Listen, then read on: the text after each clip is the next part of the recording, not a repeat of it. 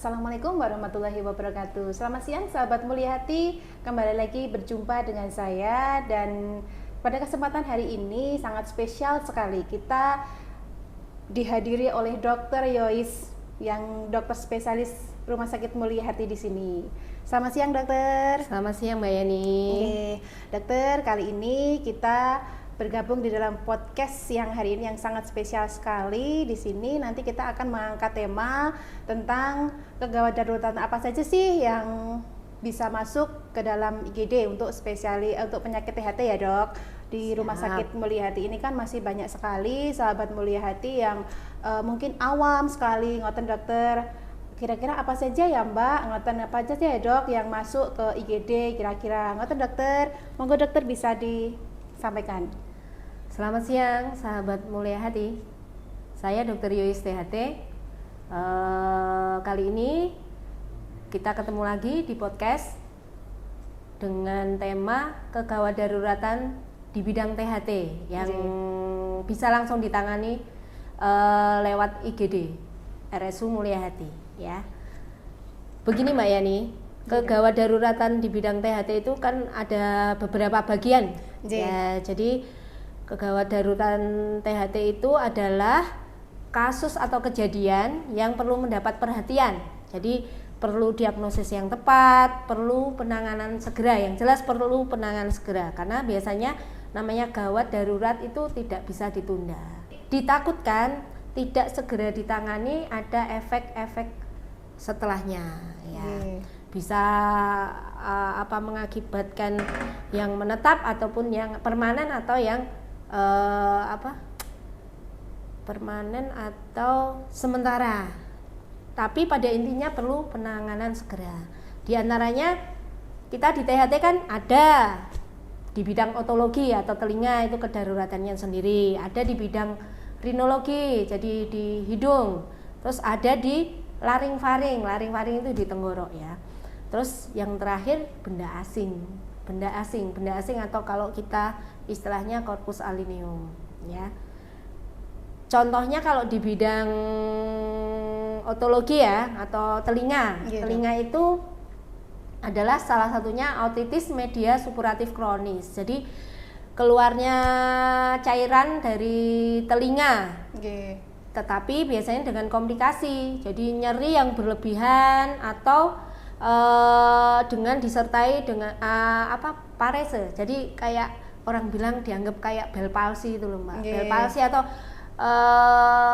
kok wajah separuh itu nggak sama ya, perot ya, nggak simetris. Jadi itu harus segera ke IGD karena ditakutkan dari otitis media. Otitis media itu orang bilang tuh, kalau orang Jawa bilang kopokan congean. Nah, kopokan congean itu, tapi kok ada ini pusing. Selain ini wajah yang nggak simetris, mungkin pusing muter itu mbak, atau vertigo. Itu tuh harus segera ke IGD. IGD. Kemudian yang kedua kalau di bidang otologi atau telinga itu yaitu vertigo sendiri, karena vertigo di bidang THT juga ada namanya vertigo perifer atau BPPV. Jadi biasanya pasien datang dengan pusing muter Mbak Yani, muntah-muntah. Nah, itu harus segera ke IGD juga. Biar segera mendapat penanganan. Gejalanya hampir sama seperti mungkin masyarakat di Mulia Hati, sahabat-sahabat di sini mungkin agak kurang membedakan ya dok, maksudnya untuk yang vertigo itu seperti apa, mungkin tidak engeh, maksudnya tidak mengesak tidak melihat secara pasti bahwa di telinganya itu juga ada kendalanya. Mungkin hanya menitik beratkan di vertigonya aja dokter. Biasanya yang membedain adalah kalau vertigo di bidang THT itu dia berubah posisi tidur, dari tidur ke bangun tuh pusing langsung sampai muntah-muntah, itu harus segera ke IGD Mbak ya. Terus berikutnya yang tiba-tiba pasien itu tuli mendadak. Jadi tuli benar-benar nggak bisa mendengar secara mendadak. Itu kalau dari kita namanya sudden hearing loss. Jadi harus segera ke IGD. Jadi akan ada treatment tertentu dari dokter THT yang bisa membantu mungkin untuk memulihkan. Makanya harus segera dicari sebabnya. Kok tuli mendadak? Karena bisa itu akan menjadi tuli permanen kalau tidak segera mendapat penanganan, ya. Jadi tuli mendadak, Mbak. Namanya sudden sensory neural hearing loss. Untuk anak-anak itu, dokter, kalau anak-anak itu kan banyak sekali yang untuk membersihkan telinga itu harus kita masukkan ke dalam kamar operasi, karena memang kalau misalnya kita di IGD kan anaknya cenderung rewel, Dok, dan ibunya juga panik seperti itu. Nah, tadi aku beri pondok, apakah kita mungkin edukasi juga ke sahabat Mulia Hati ya teman-teman, apakah cukup di IGD saja atau mungkin ada penanganan selanjutnya, dokter? Ya, itu salah satu kedaruratan di THT adalah kan nyeri telinga. Nyeri telinga itu nyeri sekali, Mbak. Penyebabnya mungkin ya macam-macam itu. Salah satunya adalah kotoran yang terlalu penuh, mungkin pada saat dia berenang atau malah dibersihkan itu terlalu padat sampai menekan gendang telinga. Jadi kan nyeri sekali. Nah, itu biasanya kalau pada anak-anak itu kita bisa lakukan pengambilan kotoran, mungkin biar anaknya nyaman, kita lakukan pembiusan total. Jadi itu bisa, karena nyeri telinga sekali, anak-anak biasanya rewel. Pada kasus-kasus congean itu awal-awal anak itu pasti nyeri telinga yang berlebihan, bahkan mungkin rewel terus, Mbak. Nah, itu bisa masuk ke IGD untuk diredakan nyeri telinganya. Mungkin menyimpang ke sedikit tema kita hari ini, dokter, untuk mungkin masyarakat ibu-ibu yang punya anak kecil ya teman-teman. Di sini kalau misalnya kita membersihkan telinga anak-anak itu sebaiknya kita pakai apa ya, Dok? Kembali saya tegaskan ya bahwa kotoran telinga kalau kita disebut dengan cerumen itu normal ada di telinga ya. Itu memang dibuat ada fungsinya, ada 3 fungsi. Salah satunya adalah sebagai moisturizer. Moisturizer itu adalah pelembab liang telinga. Yang kedua, mempertahankan pH liang telinga biar tetap asam, tidak menjadi basah. Yang ketiga adalah sebagai protektor, Mbak. Jadi kalau ada hewan, ada sesuatu yang masuk ke liang, itu dia yang membunuh dulu. Maksudnya dia yang memproteksi dulu. Betul. Ya. Jadi kalau kita lihat di liang telinga pada anak-anak atau kita sendiri deh, disenterin gitu, dilihat kok cuman di pinggir-pinggir coklat-coklat, kan yang paling bagus adalah coklat-coklat yang kayak minyak itu. Nah, itu paling bagus. Jadi nggak perlu dibersihkan, dibiarkan saja. Nanti 12 minggu, jadi 3 bulan ke depan itu dia akan keluar sendiri di ujung, itu baru kita bersihkan, nggak apa-apa. Tapi kalau kita lihat gendangnya sampai nggak kelihatan, kan kelihatan tuh di belakang tuh warna abu-abu itu kan gendang telinga. Itu sudah saatnya ke dokter THT, Mbak. Mungkin jenis kotoran yang memang dia nggak bisa keluar sendiri, yang mungkin bentuknya terlalu kering, terus ada kotoran-kotoran tertentu yang memang nggak bisa keluar sendiri seperti keratosis, seperti kolesteatum. Itu sebenarnya terjadi kolesteatum itu ya karena kebiasaan kita yang sering ngorek-ngorek telinga sendiri, Mbak. Ya. Mungkin kurang nyaman ya, Dok. Maksudnya kita karena ngorek itu, misalnya kita pakai cotton bud itu kan malah seharusnya itu malah masuk ya, Dok. Ya, sebagian malah kedorong masuk. Ya benar kena sedikit, tapi sebagian masuk lama-lama kan sedikit lama-lama jadi bukit. Selain itu kalau pakai kayak seperti cotton bud itu kan malah iritatif, Mbak. Makanya nanti malah bisa bikin bengkak di liang. Ya, itu yang kadang bikin nyeri sekali. Iya, masyarakat sahabat Mulia Hati mungkin juga membersihkan telinganya juga banyak yang pakai cotton bud, Dok. Rata-rata itu, betul. Iya. Terus selain telinga kotor, Dok, mungkin amandel. Itu amandel boleh masuk nggak di IGD gitu, Dok? Ya, kita beranjak ke bidang yang tenggorok ya, Mbak. Ya, apa saja sih yang bisa ke IGD? Kedaruratan apa yang di bidang laring-faring kalau kita nyebutnya. Jadi di tenggorok itu termasuk di laring-faring, yaitu salah satunya amandel yang sudah membuat sumbatan jalan nafas, Mbak. Jadi mungkin itu pasien anak kecil sudah ngoroknya berlebihan, jadi sampai kayak gitu, itu memang kalau ditakutkan dia kesumbat nih jalan nafasnya. Itu terus atau amandel yang sudah menyebabkan itu Mbak Yani, makan udah nggak bisa. Jadi kan keganjel sama amandelnya. Sudah nggak nyaman ya dok. Betul. Jadi nelen aja udah nggak bisa. Dengan kata lain disfagia kalau di kita. Jadi kesulitan untuk menelan. Nah, kesulitan menelan itu apa saja? Nggak hanya disebabkan amandel. Jadi mungkin pada orang tua yang stroke kayak gitu kesulitan menelan, benar-benar nggak bisa. Karena yang saya tahu selama ini ya Mbak Yani, orang awam tuh taunya udah ora iso maem rapopo wis gawa ning rumah sakit ben dipasang infus ya kan. Itu tuh sebenarnya saya selalu menekankan ke pasien-pasien saya bahwa antara cairan dan makanan tuh berbeda. Jadi walaupun sudah dipasang kayak infus tetap harus makan. Makanya kedaruratannya itu ada pada dia nggak bisa makan, makanya dipasang selang makan. Nggak bisa lewat hidung, lewat mulut nggak bisa kan. Ada itu yang namanya gastrostomi, itu biasanya dokter bedah yang melakukan. Jadi pada dasarnya, pada intinya apa Mbak Yani? Berarti makan tuh tetap harus makan. Ada asupan yang masuk ya dok. Jadi tidak cukup hanya minuman saja. Betul. Jadi nggak perlu ragu kalau untuk kasus-kasus seperti orang tua, apalagi dengan kasus stroke atau penyakit kronis yang menyebabkan nggak bisa menelan secara baik, nggak apa-apa itu dipasang selang makan. Bahkan selang makan bisa dibawa pulang. Itu salah satu keadaan atau kondisi di mana harus segera dibawa ke THT, ke IGD. Ya. Terus ada lagi yang ya intinya itu kalau di bidang laring-faring ya tenggorok itu kesulitan sumbatan jalan nafas atas. Jadi mamanya datang dengan suara serak, sampai nggak bisa nafas. Mungkin ada tumor di pita suara, mungkin ada tumor di daerah-daerah tenggorok, mungkin atau ketelan benda asing. Nah itu harus segera ke IGD Mbak. Mungkin gini dokter, kalau untuk sudah diagnosa amandel misal, itu nanti langsung penanganan atau pengobatan dulu dok? Kita lihat kasusnya Mbak Yani. Kalau memang seperti amandel, biasanya kalau pada dewasa itu kan datang ke IGD sampai nggak bisa makan tuh mungkin ada peradangan. Betul. Jadi ada nanahnya. Ya, jadi salah satu kegawat daruratan di THT adalah abses leher dalam. Jadi salah satunya adalah peritonsiler abses. Jadi dari amandel ada nanah di atasnya.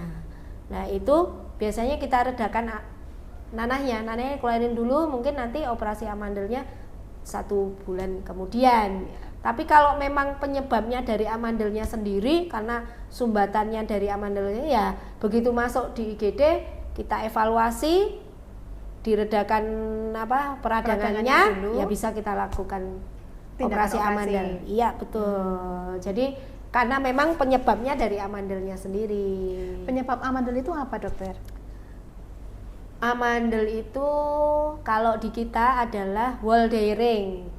Mungkin dulu pernah saat podcast saya yang pertama sudah pernah saya sampaikan bahwa amandel itu ada 3 pasang Mbak Yani. Jadi sahabat Mulyati pasti sudah tahu podcast saya yang pertama. Jadi amandel itu kalau di kita namanya Waldering, itu namanya Waldering. Ring itu jadi kayak lingkaran ya. Jadi ada 3 pasang. Jadi yang di mulut itu namanya tonsilla palatina, yang di pangkal lidah namanya tonsilla lingualis, sama yang di belakang hidung namanya tonsilla faringeal atau kita sebut adenoid. Itu adalah pertahanan tubuh pertama anak setelah dia lahir. Biasanya sampai umur-umur sekitar 8-10 tahun maksimal. Maksudnya pemakaiannya dia maksimal.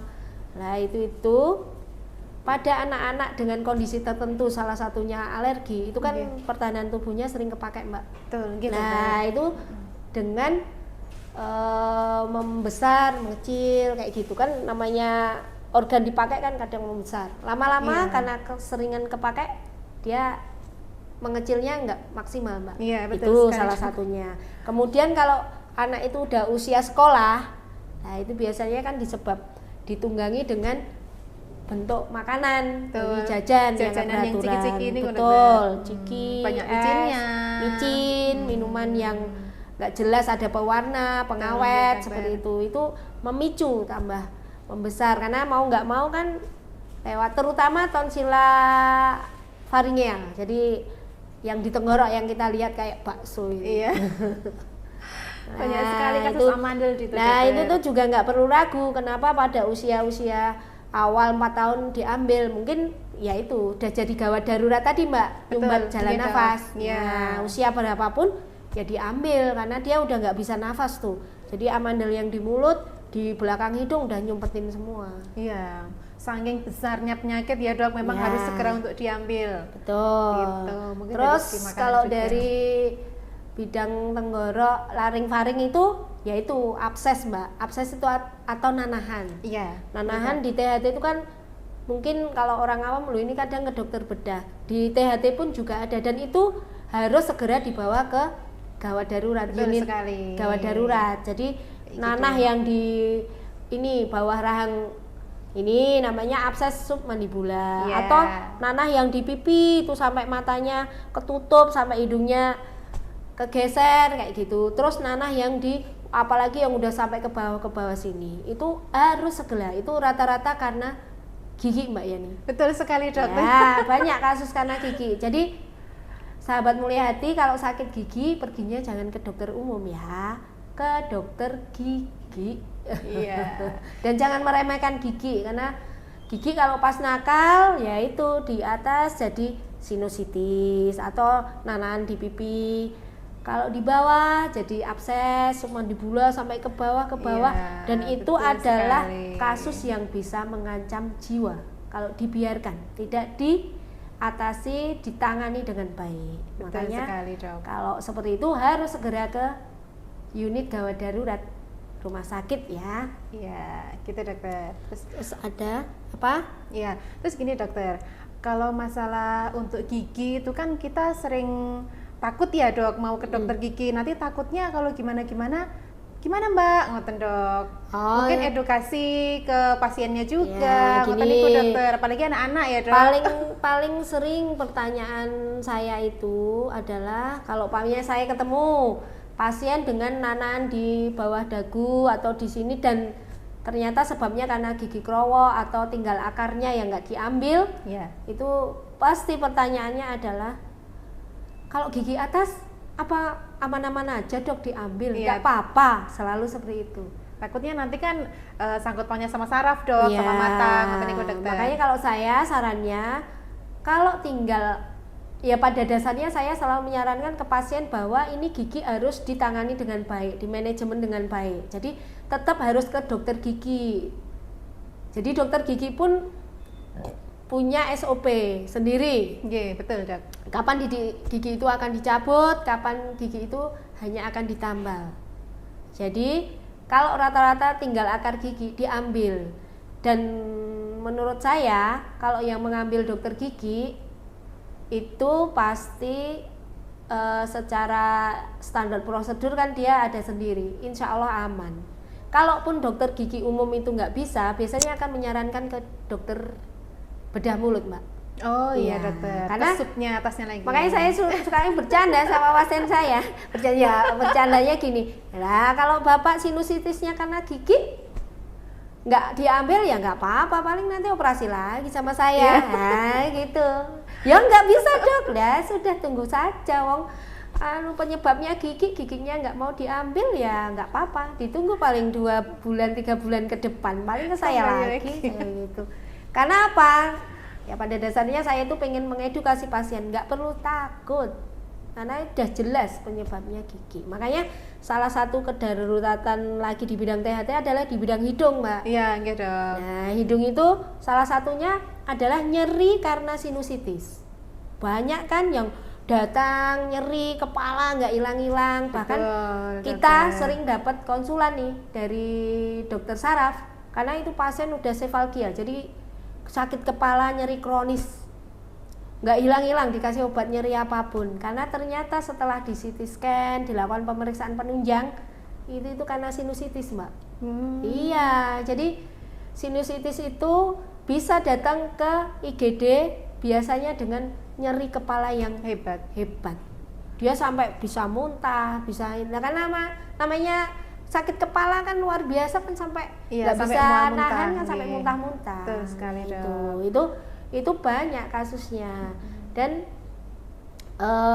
ya harus diatasi Mbak, mau nggak mau dilakukan pemeriksaan penunjang seperti CT scan kalau ya, ada, kalau nggak ada kan biasanya hanya ronsen SPN, nggak apa-apa, itu sudah mewakili, minimal mewakili. Nanti wah kalau udah jelas sinusnya udah penuh dengan nanah, Mbak Yani bisa bayangin nanah di kuku ujung aja sedikit udah nangis. Sakitnya itu ampun ya Dok, udah meriang-meriang. Nah itu nanah di sinus itu kan 5 pasang, sepasang namanya sinus maksila, sepasang lagi di antara mata ini namanya sinus etmoid, itu ada 2, anterior sama posterior.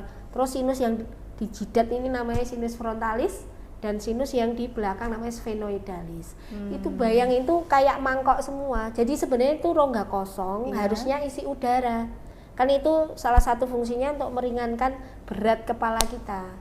Ya, itu kan udara masuk situ menyapu, kan tetap di bagian dalamnya ada mukosa. Mukosa itu lapisan tulang yang bagian dalam itu kan ada lendirnya. Pada saat kita ngirup udara, itu tuh lapisan lendir itu harus keluar. Nah, karena mungkin ada bakat alergi, bakat itu nggak bisa. Jadi makanya ada cairan yang tertampung di sinus. Kebetulan pas kita hirup udara masuklah bakteri, gitu. Nah, hiduplah di situ, ada medianya, jadilah sinusitis.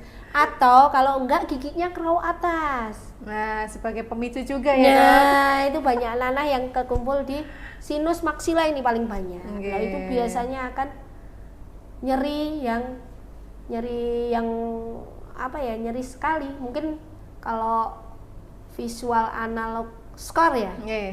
Itu bisa sampai 8 di atas 6 ya. Makanya kalau seperti itu segeralah ke IGD, ke unit gawat darurat agar segera teratasi. Periksa intinya ya Dok. Betul, setelah itu mungkin akan direncanakan ke rumah sakit, ke dokter THT. Karena kalau sudah terlambat ya mau nggak mau tetap. Apakah semua kasus sinusitis harus operasi Dok? Tergantung tingkatnya. Jadi kalau sinusitisnya diobati, kan memang protapnya itu diobati dengan antibiotik berturut-turut minimal 2 minggu.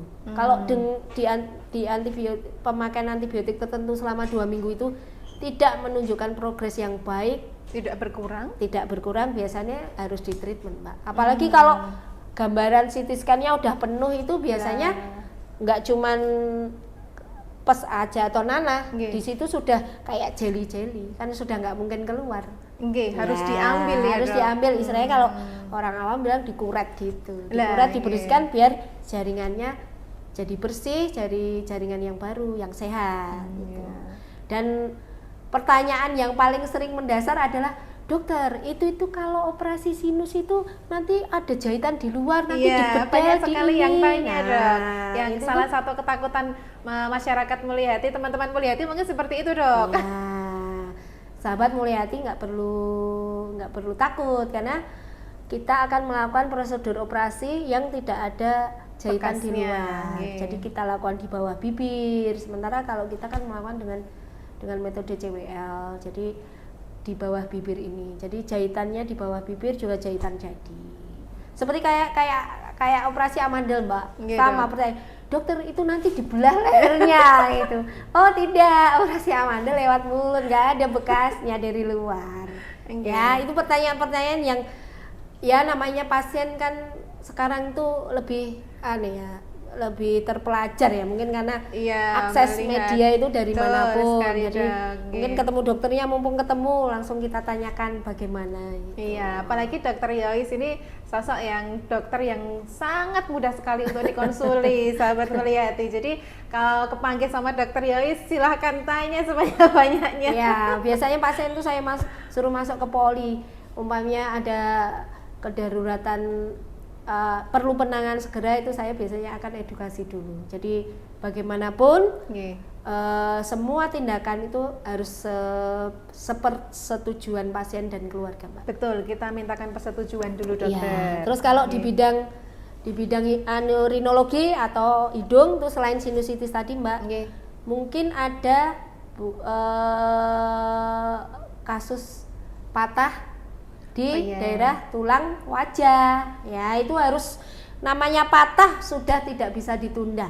sudah harus segera ke unit gawat darurat ya. Betul sekali, agar bisa mendapatkan penanganan segera. Betul. Jadi patah hidung, patah daerah pipi, tulang-tulang pipi itu di RSU Mulyahati sudah bisa melakukan operasi rekonstruksi tulang wajah. Selama ini sudah ada beberapa kasus yang kita tangani Mbak Yani. Jadi kadang kasus seperti itu berkolaborasi dengan dokter lainnya, karena pada dasarnya traumatologi itu kan bisa apapun Mbak Yani. Paling dekat adalah dengan dokter ortopedi. Iya, betul sekali. Mungkin benturan itu kan mungkin di bagian tangan, kaki, tapi di wajah. Jadi tidak perlu ragu datang ke RSU Mulyahati, karena kita alhamdulillah sudah bisa melakukan. Jadi namanya facial plastik rekonstruksi. Jadi sebenarnya hampir kayak operasi bedah plastik. Nyambung tulang-tulang wajah. Karena apa? Harus segera juga ditangani, karena kan apalagi kalau itu masih muda, masih sekali dong. Karena akan mempengaruhi mungkin secara kosmetik ya Mbak Yani. Bentuk wajahnya akan berbeda kalau tidak. Apalagi kalau wanita ya Dok. Ya, terus yang kedua akan mempengaruhi fungsi mengunyahnya. Apalagi kalau patahnya kanan kiri, mungkin bawah yang di rahang bawah ini itu sangat mempengaruhi fungsi mengunyah. Gitu. Makanya harus segera dibawa, enggak perlu ditunda-tunda. Betul sekali, agar segera cepat untuk disembuhkan sahabat Mulyahati. Terus mungkin kedaruratan yang paling banyak adalah benda asing. Nah ini ini banyak anak-anak ini Dok. Nah itu tuh yang mainan akhirnya orang tuanya teledor, nyumpel di hidung, di telinga, di tenggorok. Kalau anak-anak di tenggorok paling sering apa? Koin. Iya, koin. Nah nggak boleh ya sahabat Mulyahati. Jadi yang punya anak kecil harus hati-hati. Semua mainan bentuk yang barang kecil-kecil sebaiknya dihindarkan, apalagi anak-anak usia di bawah 5 tahun itu kan hampir semuanya kan dia bentuknya pingin tahu ya pingin tahunya besar. Coba tak masukin di hidung, coba tak masukin di telinga, ini koin di telan-telan gitu ya. Jadi itu semua kegawat daruratan, semua kasus benda asing yang masuk di organ tubuh harus segera ke IGD. Ya. Harus segera dikeluarkan. Harus. Kalau pada orang tua nih Mbak, terutama yang giginya udah mulai banyak hilang.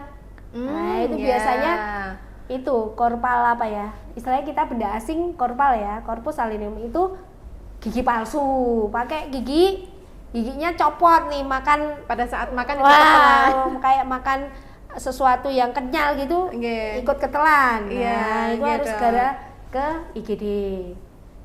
Terus yang kedua, ketelan makanan yang mungkin ada tulangnya Mbak. Jadi ketelan ini tulang ayam, nyangkut gitu. Ya Dok? Nyangkut. Terus yang paling simpel adalah ini, nyangkut duri ikan.